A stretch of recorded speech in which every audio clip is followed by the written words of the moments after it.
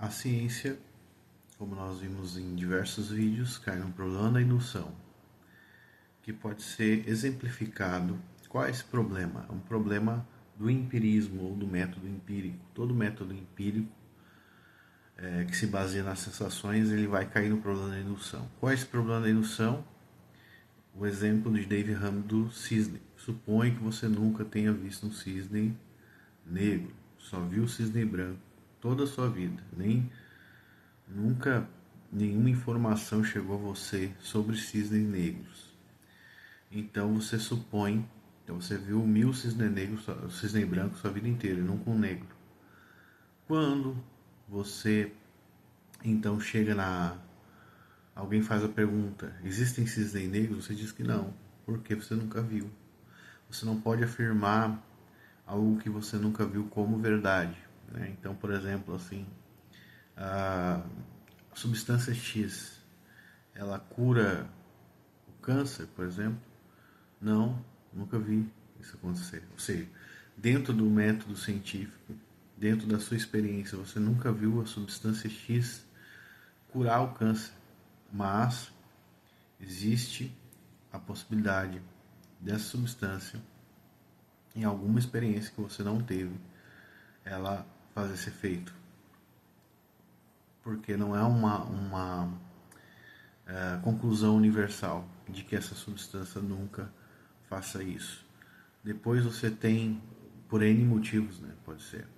Depois você teria outro problema, que é o problema de partir de particulares para universal, que seria basicamente o problema da indução um pouco mais expandido, né? Você não pode repetir a experiência empírica infinito de vezes para concluir que ela sempre dará aquele resultado. Então, mas as coisas caem no chão. Essa experiência que você tem ordinária de atirar uma coisa no chão e ela cair, você tem ela particular, você não tem ela universal. Você não consegue repeti-la universalmente, né? Sempre ficar tirando a coisa no chão repetidamente, né? Em todos os períodos, vamos dizer assim, do tempo. Então você não pode concluir que todas as coisas elas vão agir dessa forma, né? Ou que aquela coisa especificamente vai agir sempre dessa forma. Então isso é um particular. Você nunca vai chegar no universal porque você não é eterno e você não pode repetir a experiência ad infinitum. Pressupor a uma uniformidade da natureza, que seria as leis também da natureza, né? A ciência cai nesse problema. O que seria pressupor a uniformidade da natureza? Você, basicamente, tudo que eu falei, mas de uma forma mais abrangente. Você pressupor que existe uma regra fixa, universal arbitrariamente, que faça com que as coisas elas ajam como ajam, né?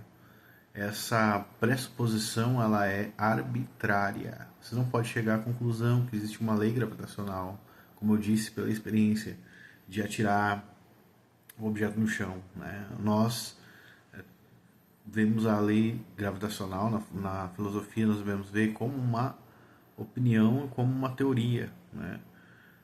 Inclusive a própria teoria gravitacional está sendo substituída paulatinamente pela teoria da relatividade e outras teorias da física. Então você tem esse problema da pressuposição da uniformidade da natureza. Você pressupõe que a natureza sempre vai agir daquela forma, o fogo sempre vai queimar, a água sempre vai molhar, etc. Isso dentro da sabedoria proverbial, ou seja, em termos gerais, geralmente acontece por causa da nossa experiência ordinária. Nós pressupomos que sim, mas nós não podemos concluir universalmente que isso sempre acontece, né? Vamos lá, outro problema da filosofia que a ciência vai cair é na afirmação do consequente. Então, para fazer todas essas afirmações, como por exemplo, pressupor a uniformidade da natureza, como a gente viu agora, de que existe uma lei gravitacional que faz com que as coisas caiam, ela já contém dentro da primeira premissa a conclusão. As coisas caem no chão, né? Existe uma lei universal que atrai as coisas. Então a premissa já está contida, a conclusão já está contida nas premissas. E isso é uma afirmação do consequente, principalmente na primeira premissa, né? Exclusivamente, né? Então, existe uma lei universal que atrai as coisas, a massa atrai a massa, então por isso então as coisas caem no chão. Isso é a afirmação do consequente. Tá? Então tudo que a gente aprendeu na ciência é inútil. A gente não descarta os avanços científicos no sentido de operação, ou seja, como a gente não descarta, por exemplo, usar uma pedra para tirar na cabeça de um cachorro quando ele vem na nossa direção, como a gente não descarta, por exemplo, se defender de um ladrão com um porrete ou alguma coisa assim, ou com uma arma de fogo, né? Uma legítima defesa, a gente não descarta, né? Então a gente também não descarta a ciência na sua operacionalidade. Ela pode não ser útil, na nossa experiência ordinária ela é útil. Eu, por exemplo, sempre vou preferir ter uma pedra ou um pedaço de pau na mão para me defender de agressões do que não ter, né? Mas isso não significa que a pedra, não significa que a pedra ou o bastão ou qualquer coisa do gênero, um porrete, ele vai sempre agir em uniformidade com a natureza, ou não vai se desintegrar na hora que eu bater, ou não vai sumir, não vai evaporar, não vai virar um código da Matrix. Mas isso é muita loucura. Isso é filosofia, epistemologia. Então, em termos de conhecimento universal, absoluto, a ciência nunca vai fornecer. Ela não cumpre esse papel, né? Ela está limitada à nossa experiência ordinária e ela está limitada ao campo das opiniões e o conhecimento geral, vamos dizer assim, nem chamaria de conhecimento, mas opinião geral de que as coisas assim acontecem, né? Então ela não é conhecimento como Platão ou como os filósofos clássicos definem o que é conhecimento, né? Opinião verdadeira e justificada. Ela não passa pelo crivo da dedução, premissa e conclusão. Ela sempre cai na indução, em todos esses problemas aí e outros, né? Que nós vemos aí.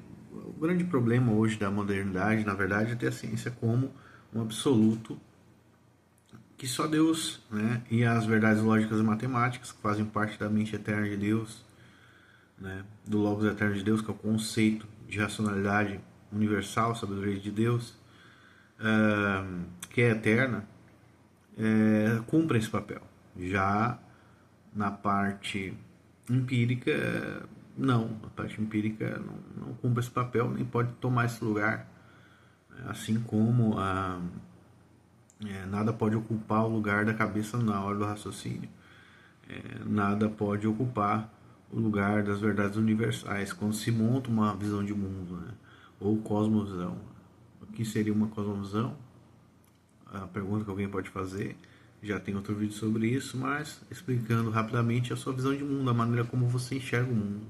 E se a maneira como você enxerga o mundo está pressuposta em cima de uma indução ou de coisas indutivas que só podem gerar opiniões e não podem chegar a uma conclusão lógica, uma dedução lógica, você está afirmando a sua crença, a sua opinião, seu pensamento em cima de areia.